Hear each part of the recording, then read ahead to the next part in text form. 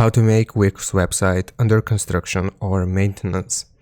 So right here, I'm inside the Wix website editor, and we want to go to pages and menu. From here, we will choose the option to add a menu item and then simply click on new page. It will take us to this page right here, and we can either do a blank page or landing page, but for this I will do a landing page.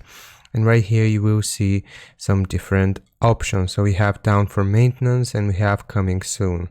So I'm going to do coming soon here, and I will simply click on add, and this will add this page, and we are going to customize it. So it's going to look like this. It is going to be our landing page here.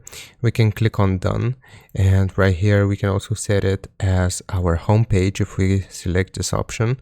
But basically it's going to look like this, and we can edit this text. So we can say something like we are under construction, and you can sign up. This is an automatic email form that they can submit here, and they will be notified when the person or when our website is live.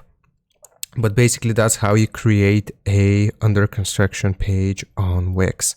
I hope this helps you out. Leave a like and sub, and I'll see you next time.